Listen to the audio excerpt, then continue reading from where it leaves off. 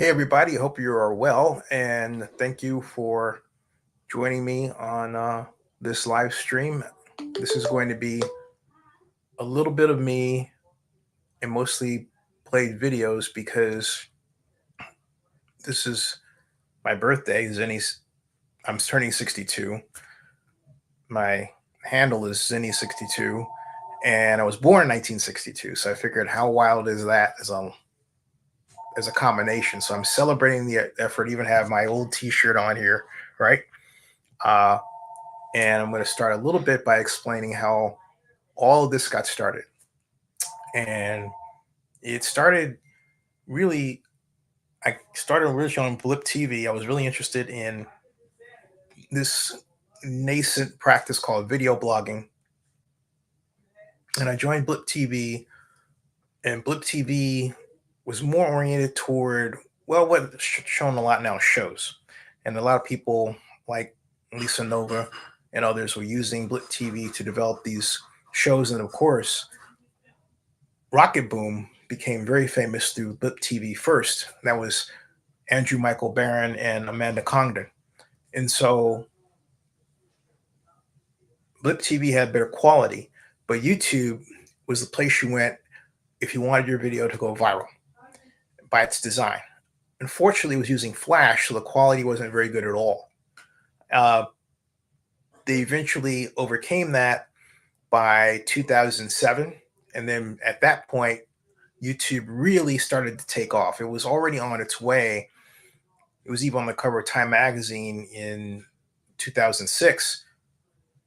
But it really started to take off when YouTube started using the H.264 codec, as it's called, the H.264 codec.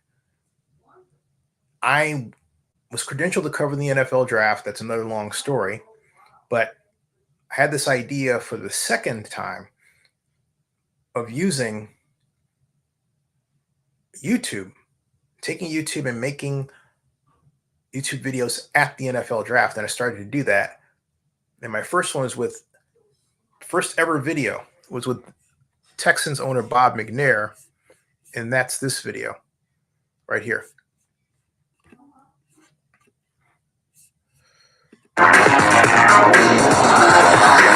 Yes, we need another running back. We need another running back. And Reggie Bush is a running back.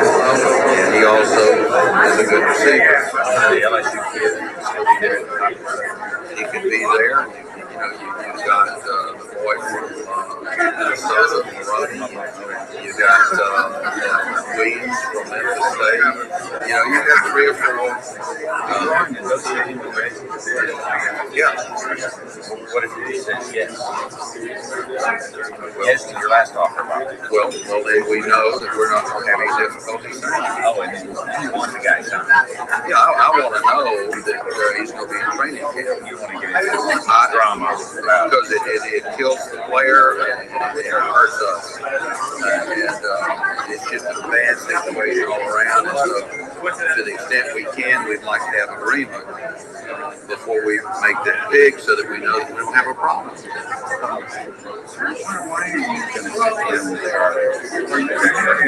Charlie's going to be here for years. We're going to sit down in May, and that's he's got another year to go on his contract. We'll sit down in May and that's the situation then. And until then, you know, we're just focusing on the Rangers. But it seemed to me if he wasn't going to be here, he wouldn't want to run his draft. No, I missed it. How you doing? Yeah. Where your stuff, you know, we also sit down after the draft and you have a rookie pool, and you know, for each slot, there's sort of a predetermined amount that you set aside, and so really the money is not an issue. You guys have probably the best radio deal in the league. I got to ask you, how did you guys put that together? $75 million over 32 years, I think it's something like that. No, our team. Yeah, the organization. No, I think we have like an 8-year deal, 7 or 8-year deal on radio. But it's a strong deal. But we've got a big market and passionate fans, and they listen to the radio. But it makes payroll usage a little bit easier when you. Yeah, we have to do that along with a lot of other things. It's a lot of money that goes to #1 pick.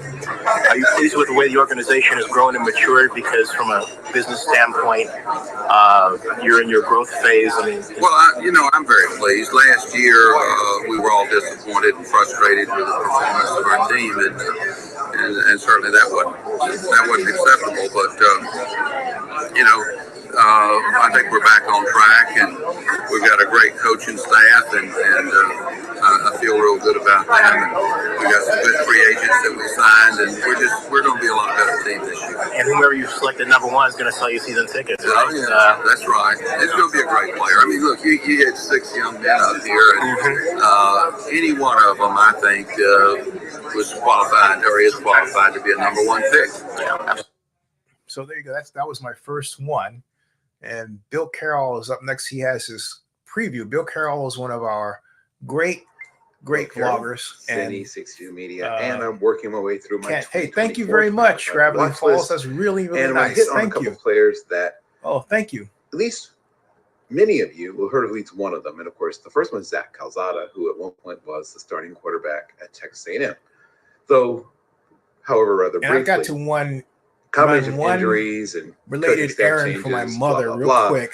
Ends up for 1 year at Auburn, let this run. due to his shoulder injury, manage it from here. To my knowledge, I don't think he ever. Then I'll be right back. All right, thank you all very much. Suits up, he doesn't play. That was very nice, Gravity Falls. Thank you. Finds his way last year to Incarnate Word, which of course, a few years back was a program most people never heard of, and now it's become a bit of a powerhouse. But he was their leading. He was a starting quarterback. Their leading everything, pretty much. I mean, not rusher, but he led the team. He was the team leader, as quarterback often is. He made all conference. He made some people's even, honorable mention, all FBS All-American. He made the Texas, not FCS All-American. He made Dave Campbell, familiar with the Dave Campbell Texas publication. He made the non-FBS offense team. He had 19 touchdowns, 2,598 yards passing. That would be something. I should have covered that first. But was number 9 in the nation at the FCS level in passing efficiency, averaged 2,088, not 2,000 288.67. So basically 288 and 2/3 yards in total offense per game, which was 3rd in the nation. He was given credit for rushing 57 yards and 5 touchdowns. Once again, reminding those that don't remember, that's subtracting out sack yardage. He rushed for probably well over 200, maybe close to 300, but then sacks come out. So those who don't remember, like I said, he was a starter for 10 games during his sophomore year at Texas A&M, and all the things that you might have seen, if you remember those days when he was there, are still there.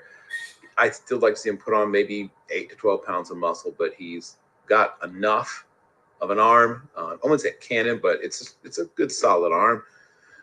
Good athlete. I would say above average athlete. We obviously worry a little about the history of shoulder injury. It's not like he's had, a devastating series of them, but when you miss essentially an entire season, it is going to be something that's going to be on people's radar. Also, you'd like to see him work through, because of the nature of the offense he's been in, he hasn't had a chance to show that he can go through your sort of classic, full 1, 2, 3, deep to short, or if you're working, a combination of both vertically and diagonally, sort of in your system, sort of working your way, from a crosser over here, maybe to a dig coming this way and a post over the top. You see him get from 1 to 2, rarely see him get to 3. You'd like to see him maybe work a little further through his progressions, but there's not a lot to nitpick. I'd like to see him be more deceptive, using his eyes better to take the defense away from where the ball's headed. Other than those things, there's the rest of it makes you think this guy could be a definite NFL prospect. Like I said, maybe you get a little more, once again, chest, shoulder, and sort of the sort of iron shirt, as we used to call it. Those who studied kung fu, of building up those sort of muscles in those areas where you're going to get hit as a quarterback. Because nowadays you can't hit you low, so you want to make sure you sort of build up that trunk area a little bit and shoulder area a little bit and back, the mid and upper back. Okay, the next player is, I think, one of the best players in college football, and I'm not talking about FCS level. I think Micah Davey, if he's not in your top 10 linebackers, and he's flirting with my top 5 linebackers, regardless of level of competition, it tells me you probably haven't seen him. That's what it tells me. He's probably legitimately about 6'1" and 5'8". He's flirting with 240. He's probably in that 238, 237 range. He was a preseason first team FCS All-American from FCS Central, Walter Camp, AFCA, Associated Press, second team for Associated Press, second team for Sports Performance. Phil Steele, who's a tough grader, has him on second team. I just think, once again, there's not much to criticize. To me, All Southland Conference made the Louisiana, all levels of football, Louisiana's first team. Even as a sophomore, as a redshirt sophomore, last year, he was number 7 in the Buck Buchanan voting, which is the Defensive Player of the Year at the FCS level. Name a category, right? 153 total tackles. That's 15.3 tackles per game because he played in 10 games. 8.3 solo tackles per game. That's the one that excites me particularly. When a guy is in that 7.5, 8 range, and of course, in case above 8 in solo tackles, that's a player that is a good athlete because they're getting there and has the instincts to get there as well. And set a school record, right? Not too surprisingly as well, is the 6th most in school history in a single season. Double-digit tackles in every single game you played. Like, how many people can say that you play a 10-game season? Well, you missed one game, but still, in the rest of those games in which he played, and had 21 against Lamar, 21 tackles against Lamar. Second most, once again, in school history. He can cover. While, once again, like most college linebackers, there's some growth to be had there as a coverage player. He can cover. Not a brutal hitter, but gets it done. I mean, was Luke Kuechly a guy that was blowing guys up constantly when he was at Boston College? He certainly rocked a few guys, but he wasn't a brutal hitter. And once again, that's less important now than it was in the past. This is a redshirt junior player who I think legitimately could consider not playing his last year in college, just because I think NFL scouts are going to give him a top 100 to 140-ish grade. I can't see having him outside of your top 150 because why? He's such a good football player. Like, if there was a player that I was going to say, especially at the FCS level, is going to sort of quote unquote stake my reputation on and say, like, this is one of my guys. I've got some others, but Micah Davey is one of my guys. He's such a good football player, but I've raved about him enough. If you haven't watched McNeese State football, one, you should. They have good players every year. Every year, there's 1 or 2 legitimate NFL prospects at McNeese State. And this guy, Micah Davey, is circle the name, put a pin by it, whatever it is. If you're a person that really cares about things like the NFL draft, especially if you're a big college football fan, if you're either one of those things, watch Micah Davey, linebacker, McNeese State. I think he can play the way the game is played now, particularly any of the linebackers. He can play Sam, he can play Will, he can play Mike. And of course, many teams only play 2 linebackers because, of course, you're a nickel, 58 to 62.5 or more in some cases, but somewhere in there in terms of percent of the snaps. Most teams are in nickel about basically 3 out of every 5 snaps nowadays. And he's perfect for that, right? Because he can cover. He can come close to the line of scrimmage. He can rush the passer a little bit. There's nothing Micah Davey can't do that you would ask a linebacker to do. in today's version of football. That's the main thing. I used to be, once again, I mentioned Keekly, I used to be sort of really lower on guys that I didn't see do a lot of like stacking and shedding. And then I began to realize, oh, like that doesn't matter as much anymore. But last few things I'll mention. So he's not a guy that has huge career sack numbers, partially just because of he's used, but he does have 3 and, 15 tackles for loss in his career, 7 of which he racked up last year, 8 the year prior. Or sorry, 2 years prior. He redshirted in 2021. But like I said, get some Micah Davey in your life and thank me later. Once again, Bill Carroll with Zennie62 Media. I will have 2 more players for you tomorrow. Take care, everybody, and I'll see you soon. All right, folks, I'm going to stop that one right there, and I'm going to switch over to our full NFL draft playlist so I can present that one, which you'll love. And share screen here and get that. And it has, this is all from the 2020 draft. Full draft is going to play in a stream so I can go and run this errand. And hey, thank you for the $20. Much appreciated again. Very nice. And here it is. Right here, folks. NFL Draft, New York. The draft, I had the technical difficulty of my phone running out of batteries. So what you're going to get here is from the live stream that I made with the computer. This is Roman Duzier. Here we go. Rome, congratulations, man. How do you feel? Great, thank you. Yeah. Hey, Rome. How y'all doing tonight? Excellent. Good. Yeah. You're a city known for its dynamic duos, Jordan and Pippen, King and Taves, Blues Brothers. How are you and Caleb going to carve out a niche in the city? I think, we're going to start by laying the foundation and putting in the work to do those great things. You're speaking some very legacy names, very great names. So, I'm not going to put myself in the realm of those guys just yet. I'm going to go prove it to y'all and let you create that number 2. All right. You've been tied to the Bears for a while. At what point in time did you maybe kind of feel like it was a real possibility Chicago was going to draft? I mean, I visited with them, and I think I didn't set any expectations for it. I had a genuine connection with them, and I feel like they like me as a player as well. So, like you said, I've been a fan of the Bears since I was a child, and I've been a fan of Hester for a long time now. So, when I got that call, that's when it came to fruition. I was like, okay, let's go do this thing. Well, there's also a role with a guy with a very similar skill set, the older than Keenan Allen. How's it about you look forward to learning from him, and what can you get from him?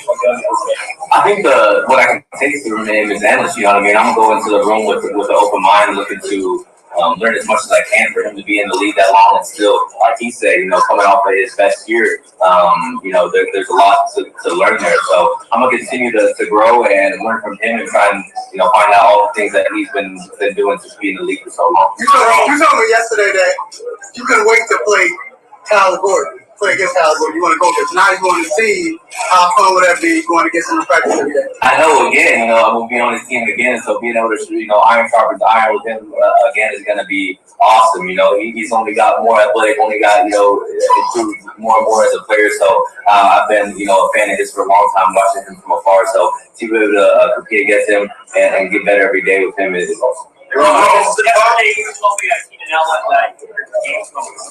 teammate? How excited are you to learn the next 5 months? I'm super excited. He's a veteran in this league and has been one of the best receivers in the league for a long time now. So, like I said, I'm just going to act as a sponge and hopefully soak up all the information that I can from him through his play, through his routine as a pro, and hopefully emulate some of the things that he does in his game in mind. Well, Chicago now has a big 3 of receivers. You, DJ Moore, and Keenan Allen to complement Caleb Williams' athletic ability. Can you talk about how you fit into this offense, also including DeAndre Swift or back? Yeah, I'm not sure exactly how I fit just yet. I think I got to go there and find my place and find my role within the offense. And like I've been saying through this process, I feel like I'm a very versatile receiver. So wherever they want to plug me in and play to complement Keenan and complement DJ, I think I'm prepared to do. Well, walk us through the call. Who picked up? Who was on the other side of the phone? It was Paul. It was GM. He called me. He said you want to come play for Chicago, and I said let's do it. And then he passed the phone around to a bunch of different people around who were involved in making the decision. I congratulated me. It was definitely a moment I'll never forget. Roman, if you can write your own scouting report, what would be some of the top bullet points that highlight you as a player? Oh, I would say, very versatile. I think, I can play inside, I can play outside. I'm very good at contested catches, yet I can create separation when I need to. So I would say a complete receiver that, I haven't hit my ceiling yet. Still have, things to improve on, skills to hone in on. But going into the league, I feel like I'm a pretty solid one. You do such a good job tracking the ball in those contested catch situations and then separating late when the cornerback is on you. What has gone into developing that skill set for you? Just a lot of practice, a lot of different drills, whether it's, making myself uncomfortable, because those situations you can never replicate, in a practice setting, to exact. So every situation is different and calls for a different, type of mindset going into the play to make the catch. So just putting myself in uncomfortable situations to be prepared to have a skill set in those moments to make those plays. Well, Michael Penix was just taken by the Falcons, 8th pick. What do you think about that selection, and what kind of player are the Falcons getting? Your quarterback. It's awesome. That was the only player I was okay with going in front of me. That's all I'm going to say. So I'm super excited for him, and I think it, caught us all off guard. I didn't know they had that interest in him. So I think they're getting a tremendous player, a guy who's been through adversity and persevered through it all and continue to have success. Not only a great person, but a great player as well. So they're getting a one-of-a-kind talent, and I'm happy to see what it will do. Thanks, everyone. Thanks, Ron. Hey, congratulations. Bear down, bro. Bear down, guys. Yeah, congratulations.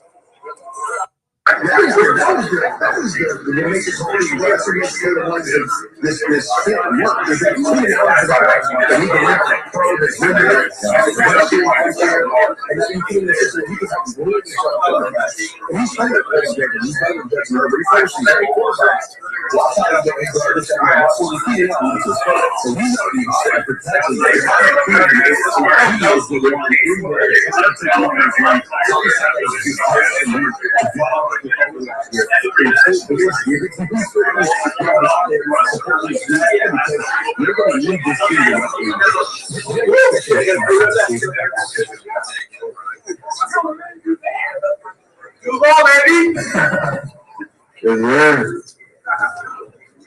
All right, Brian, just kind of describe that moment when you got the call and walking out, seeing 275,000 plus fans up there.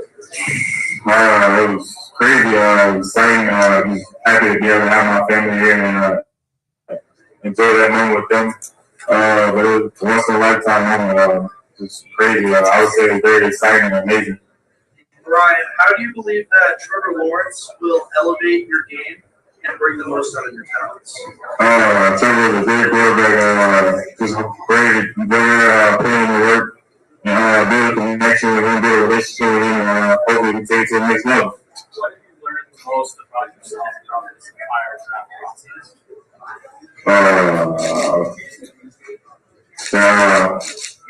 I would say how much patience I have. I would say it's been a long process and just have to be patient with it. So I would say how much patience I have. Martin, there's a legacy of deep threats in Jacksonville. Some of the names are Keenan McCardell, Jenny Smith, so on and so forth. Now you get to be a part of that as well. How does that feel? It's an amazing feeling just being able to be a part of Jacksonville and all their history and everything they have. It's just amazing to be able to be a part of a franchise like that. Brian, going to Jacksonville, do they want to push that ball down the field on those deep crossers that you're so good at? What do you think makes you such a threatening vertical player? Just being able to create a separation between me and my defender, being able to use my speed to get over and being able to use my technique to just make sure I win or my one-on-one. What was your feelings when you got taken by the Giants and just your brother taking through all the years together, and what's that like? We came in with a common goal was to get into the NFL. Just being able to see him get his name called, and it was just a great moment between me and him. Just happy for him, proud of him, and just tell him to keep going. Yesterday, you told me about goals you have for your career. What lessons or values from your college career do you think will serve you well in the NFL? Just holding myself accountable, just keep pushing, just keep going. Ryan, you're a receiver that's consisting of Christian Kirk, Gabe Davis, and Evan Ingram. How do you feel that you get to learn from some of the best in the game? It's great. Just being able to learn from some, like you said, some of the best to play the position. So it'll be amazing just to get that knowledge and get that learning experience from him. Ryan, what do you do once you leave the field in the facility? What do you do to just kind of unwind, manage your emotions, manage your personal life? I would say I'm very sure. I like to play out video games, hanging out with family, friends, just being around people I love. I would say that's probably what I do the most when I'm chilling. Call of Duty a lot. Yeah, Call of Duty, man, 2K. Brian, how did you and Malik push each other at LSU to become the best to get to this moment? Yeah, like I said, we came in together, we're both competitors. We would go out there and do it all each and every day, both dogs. So, like you said, iron sharpens iron. So each and every day we come out there, compete, give it all, and just take tools from each and every. Like, you take tools from me, I take tools from him, and just build on our game. Ryan, walk us through your game day routine. My game day routine? So waking up in the early in the morning, getting some breakfast, listen to a couple music, next thing you know, go to the room, take a nap, pre-game meal, so get a good pre-game meal, then load up on the bus, get my music going as the day keeps going on, getting more into my music, going out there before the game, getting some catches in, come back in the locker room, locking in, and go out there dominating. Hey, Brian, how did it feel to be drafted by a guy like Doug Peterson, who you know is an excellent offensive coach who just won a Super Bowl, and you have a quarterback like Trevor Lawrence there, and all of other weapons on that team? That's a great feeling, just knowing that he was a good ball and knowing that that's going to a great quarterback. So it's just a great feeling to be able to go into something like this. Is there anyone you think that's in the league now that you want your game now? I wouldn't say I would really in the league now. I'm modeling my game after growing up. I would say I modeled my game after Julio Jones a lot. So. Hey Brian, you're going into Jacksonville, no state tax in the state of Florida. What's the first big purchase you're gonna make for yourself now that you made it to the league? I don't even know that. I haven't even thought of it. I know I'm gonna do something for my parents, but for myself, I don't even know yet. Yes, very good corner in the AFC South. Yeah. Play against who you looking forward to cooking. Everybody I go against, everybody I play against, anybody who steps in front of me, I look forward to cooking. Brian, what are you gonna do? The NFL is about making you do things that you're not doing. Yeah. What's your next route? Next favorite route to run if you can't compete? Really, I feel like I can create separation on any route. I feel like I can get open on any route. Knowing myself, I feel like confident in myself. I feel like I can get open on any route. What is one thing you want Jaguars games to tell us? Put in the work and got the same goals everybody else. World championship. We'll take one more question. Brian, if you could have one meal, what is it? Someone probably catfish SEC. Catfish SEC or coffee SEC. Thanks, everyone. Thank y'all. Thanks, Brian. Thank you. Bye, thank you.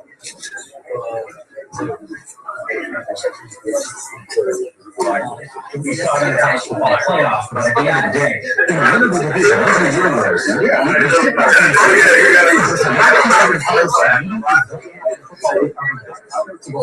I would say that for he wants to with the Rams the last 10 more years, he's probably undrafted.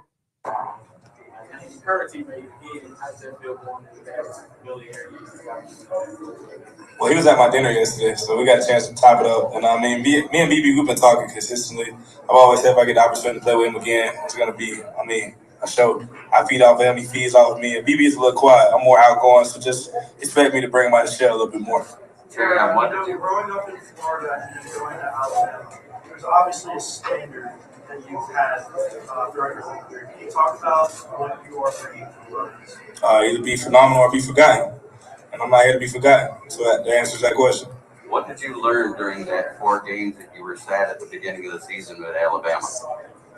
The first 4 games this year? When you got sat down there? Oh, when I got benched? Yeah, when you got benched. I just learned perseverance. I mean, sometimes like even like the draft today. I mean, you know, you expect the unexpected. People want to go high. And obviously just sit in the green room. They asked me if I want to go and sit back there with Roger Goodell. I was like, nah, man, I'm in my moment. I want to be around my people. And, you know, everything happens for a reason. And God got me here for a reason. And I say for such a time as this, we're going to go win a Super Bowl in Detroit. Welcome to Detroit.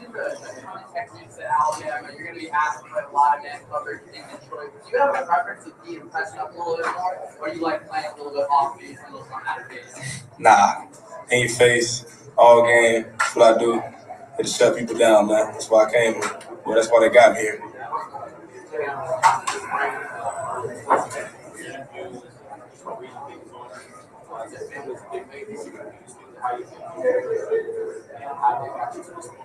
My family is everything. They pushed me, they drove me, and even them being here with me today. We shared this moment together, and I wouldn't be nothing without them. What's like? You said how what? How far in advance did you know you were going to grab that mic on the stage? Oh, man, I didn't think I was going to grab the mic on the stage. When they started chanting, it just kind of took me over, you know. In life, sometimes we have to play off script. It was one of those things I had to do that. Tell us a little bit about your drafting fits. Hold on. What you said about my song? That was me. You dropped a song called Finally Made It. Yeah. You're repping the Tallahassee city up here. Can you talk about what it means to go from JC2 to being up here in this moment you finally made it? It means everything. The interview that I had to come out with my mom, that's why I put it in the song. Just a testament to everything I've been through. And then, you know, the rest of the lyrics, they speak for itself. So everybody stop what they're doing right now and use all this right here to go look at my song on YouTube. And it's going to be streaming on Spotify and Apple Music on Monday. But crazy story was, I'm going to just take it over now. Crazy story was, how much time I got?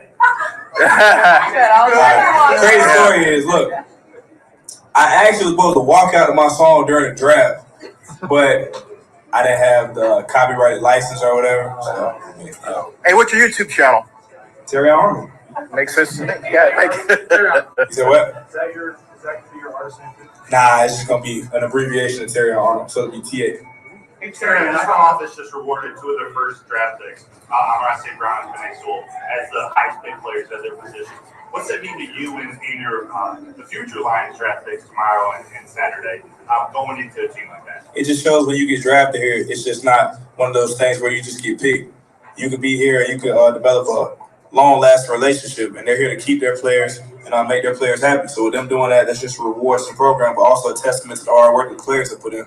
Hey, Terry, I know the Lions have been drafting some Alabama players. Did that create more enthusiasm for you that, hey, I want to join some of these Alabama players on? Nick's playing for Nick Saban's great now.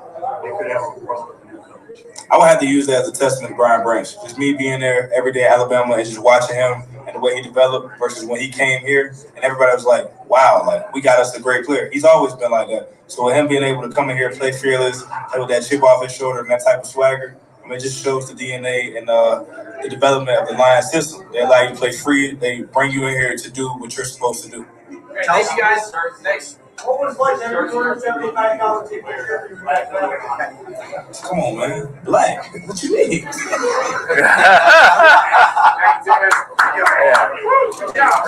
Hey, who made your suit? Hey, sir, who made your suit? Hey, Tarian, who made your suit? It's really nice. Jets Playbook, man. It was styled by Charity Love. Very nice, man. Very nice. I get to that point before he gets there and make it fast and violent. Then we get to Friday. Friday is just takeaways. I want to see all the ball strikes. I want to see the ball coming out. I want to see just the ball on the ground, any takeaways they have for the week. Then by Friday night, I'm turned up. And then Saturday, I walk out and I just feel more confident than ever because I know guys are not getting reps mentally and are not locked in. So that's why when I step on the field, I have just a elite confidence about my preparation. Because at the end of the day, all that work will not fail you. So why would I be scared or why would I have any type of anxiety? So then when I put it on, and that's why I say when people ask me what position I play everything. I just need alignment and it's on. I'm getting in my alignment, I'm playing fast, and I'm playing physical. Yeah. Oh, where y'all need to eat at? Hey man, I ain't gonna lie. I'll probably say Bucharest.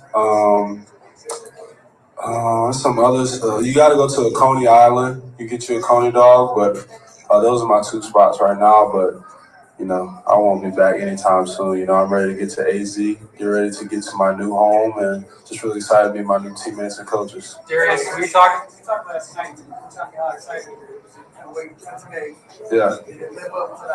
Most definitely. AZ believes in me. I believe in them, and I'm ready to go right now. We can get on a plane right now and just get ready to get to work. And I'm just really thankful for this opportunity. Oh yeah. For me, first goal, have fun. Second goal, earn the respect of my teammates and my coaches, and earn a role in our organization. And the third goal is to be better than I was the last time I was on tape. Who's had the biggest influence? God. That's my faith and what I believe in. There's way things bigger than football. This is cool, but you gotta think, man, without God, none of this is possible. We're all in this room right now for one reason, which is football, but really it's God bringing us together to share his testimony in different ways, and just really thankful to be here. Hey, excuse me, have you considered writing a how-to book because you're very process-oriented, you lay it out? You sound like you should be a coach for your coaches. Man, I think, you know, it's crazy. I'm getting my master's in education for emphasis in positive coaching and athletic leadership. So, you know, when my football career ends, I can see myself being an athletic director or a coach. But like you said, I am very process-oriented because I feel like if you don't have a plan of action, then what are you doing? Right. So every day and every time I'm doing anything, like I tell my agent all the time, like, now I'm glad this draft stuff is over because I got to get my workout in. I got to do this. I got to do that. And now that's all it is. And you know this. Your agent will be setting up book deals for you. Yeah, Chris Cabot, we probably write one together, honestly. Come on, Chris. Good guy. What's it going to be like watching the Chris and Ennis get drafted and JC the rest of the way, Coach Schrader? What's it going to be like for you to sit back and watch that? Oh, yeah, I'm turned up, man. I'm pulling my phone out right now and see what the updated rankings are looking like. But I'm really excited to see my teammates, man. We really all thought about leaving school last year, and I thank God we all came back. And we had a great year, and I'm ready to see maybe we'll be teammates again, maybe we'll be rivals again. Because, you know, I'm with AZ all the way, so I'm ready to see what that's like. Darius, we talked at the Senior Bowl. Yeah. Awesome. Compete. Always compete is the number one core value at Mizzou. I'm going to make him better. He's going to make me better. And we're on the same team, so I don't got to see him on Sunday. So I'm just really excited. Darius, last question. Tell us about who helped get you here today. God, my mom, my brother, my grandmother, a lot of good people, honestly, but just a lot of people that really cared about me and wanted the best for me on and off the field, and I'm just really thankful to be here. Hey, congratulations.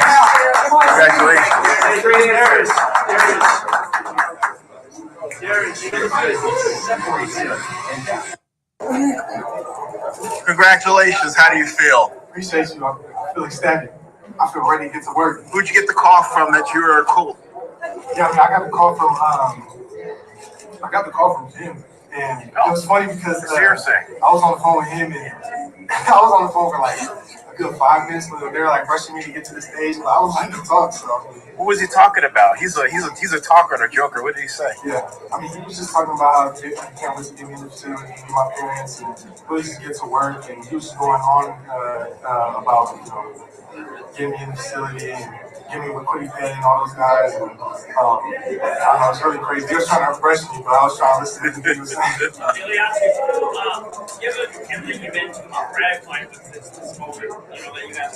Yeah, I mean, it was really gratifying. I gotta give glory all to God because without him, I wouldn't be here. But at the same time, I mean, being told I'll never be able to play football again, and sitting in that room and getting that call is it's just an undescribable feeling.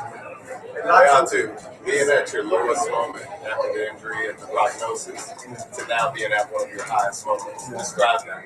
It's such a difference maker. But at the same time, when I was at my lowest moment, I had to move and I had to step and I had to walk like I was at my highest moments because I had to keep a positive mindset or else, I wouldn't be here.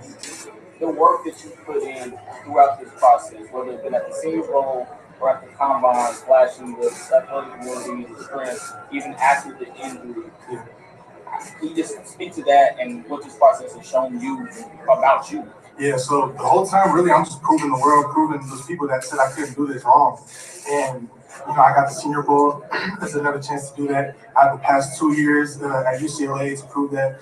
And then the combine where I proved my athletic ability, I proved that as well. So it's really just the whole time proving who I am and solidifying who I am. And not to discovering you at UCLA this past season, was not only your ability that stood out to a lot of people, but your leadership on that defense. Can you tell me how you're going to be able to carry that over to the pro?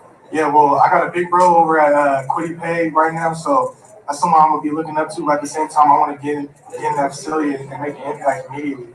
And I want to be able to, you know, earn trust and build those relationships with the dudes in the locker room so that, you know, they can trust me on those Sundays. What were your biggest lessons playing at UCLA this past season? Yeah, really it's just because when I got to UCLA, it was all business for me. I wasn't doing anything else other than football and learning more about football and making sure that I was proving the right people wrong. So, I mean, what I learned about myself was don't take your foot off the gas pedal. You know, I made it that far to get cleared and everything. So, I mean, I really just learned just to keep elevating my game no matter what. Was there a moment during the NFL scouting combine or during the interview process where you felt like Indy might be the right fit? I think I had an informal with them, and I just thought it might be the right fit because Quiddy Pay was over there, who I got to work with our Patriots coach, Coach Eddie, and you know, just seeing that their Patriots' abilities to be able to affect the quarterback and making openings for the interior and the other game. I mean, I felt like I couldn't wait to, you know, I could see myself playing with them. Can you describe how Coach Mallow had an impact on your life? Yeah. He was there with you from Washington and UCLA. Yeah, I mean, he's been a big father figure for me. I grew up without a father, and he was someone that was always there, giving me the encouragement that I needed. At the same time, you know, he was coaching, so I can't, you know, take too much time away from him. But at the same time, he was always there giving me the encouragement that I needed. Which Tennessee South quarterback are you most excited to take down? Let's see. I'm really excited to take down Purdy, I'm not gonna lie. Brock Purdy. Just because I grew up liking the language. What impact has your family had on your whole process of the Senior Bowl to combine now? Like, we gotta know. Are you getting yourself to McDonald's for real tomorrow? I might treat myself to McDonald's in 30 minutes or an hour. That might be the only thing that's open. But I mean, my family's played a huge role in my life. My brother's always been there for me. My sisters, you know, one's a freshman, one's in 6th grade, and they be giving me advice. And you know, my mom's been there through it all. A single mom that's raised pretty much 4 kids on her own, essentially. Wow. I mean, you know, we've been through a lot together. So it's great to be here at this moment with them. Yeah. Latu, as with Mark with the NFL career, what emotions are you experiencing? I mean, shoot, it's indescribable. I mean, it's excitement. I'm ecstatic at the same time. It's just, I can't wait to get in that building. Super anxious. Speaking of Quiddy Pay and Coach Ed, he also works with Samson Edenkom and Dio Dengbo. Yeah. How excited are you to add to that group? I mean, shoot, we're going to be able to, every offseason, get together, us four, and be able to, you know, bond together, click together, and be able to understand how each one rushes so that we can be affecting the quarterback at every snap. Just something that stuck out on your film last year was your ability to win inside. For you, what goes into beating tackles on the inside on the way to the quarterback? So it's different. It's supposed to be on the outside. You're throwing your move like the 3rd or 4th step, and it's just different timing. So when I go to the inside, it's really off my 2nd and 3rd step. I watch a lot of Aaron Donald to help me with that and stuff like that, and Fletcher Cox, Kenny Clark, and really just teaching me how to really throw my moves quick and efficient, because that's the quickest way to the quarterback is from the inside. So, I mean, it's really just a difference from the inside to the outside. You got to understand that. Robert Mack is... Oh, yeah. What is your conversation with the president? What does it mean to you? But it means the world to me. I mean, being able to come out there and you know, continue to prove those wrong and be able to, you know, contribute to an incredible franchise, I mean, it means the most to me. Robert Mack, Dwight Freeney are like, you know, when you think of Indianapolis Colts pass rushers, you think of those 2 names first. How does it feel to be able to now have the chance to submit your name as the 3rd guy or maybe even the top guy? Shoot, I want to fight for that top guy spot, but at the same time, I mean, I get to go there and learn so much more about them, and then take it for myself, so I can just elevate my game even more. Latu, talk about the people who you down as well. Yeah. How does that weigh on your mental health, and how you able to tell other players like yourself how to cope with that? Yeah, I mean, it's been easy to keep positivity as my mindset, and you can't really control what other people think about you. You can't control, you can't make them like you and stuff like that. And I've learned that throughout the years growing up, and you just gotta stick to what you know. You gotta put your trust in yourself and know that God has a plan for you. No matter what time it is. So I mean, really just put your trust in yourself, not worrying about what other people think about you, and that's gonna take you. That's gonna carry you far. Latu, you have such a unique name. Is there a specific definition to your first name? So there isn't, but my middle name is Mui Heofa, and it means gift of love. And that was given to me by my mom. Hey, Latu. You said what?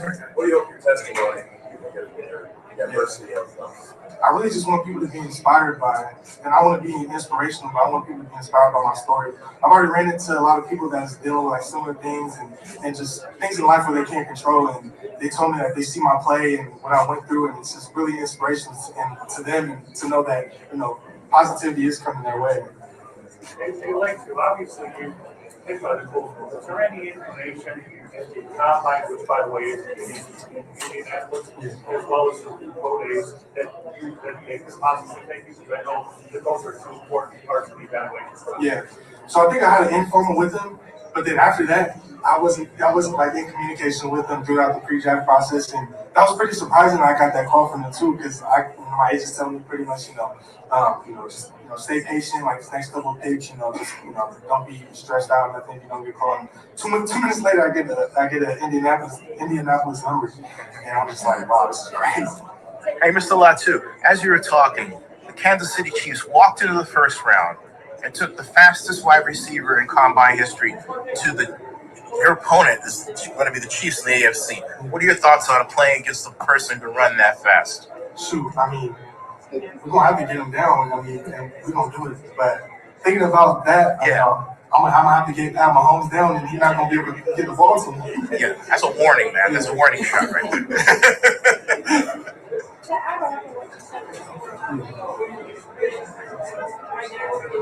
It really affects people like you because you've been through 31 surgeries. Wow. 16. Wow. So, what do you think it means to how it's thought I mean, it means everything because, no one's perfect. There's a time where, you're going to get down, you're going to get, maybe not depressed, but super sad. And it's really important to keep those relationships in your life so that they can give you the encouragement and the positivity that you need to, be able to be reassured that, everything's going to be fine and everything like that. So, I mean, that's a really good, question too. I mean, having a really good support system is definitely great for, somebody going through something. And even if you're not going through anything, to have that around you is great.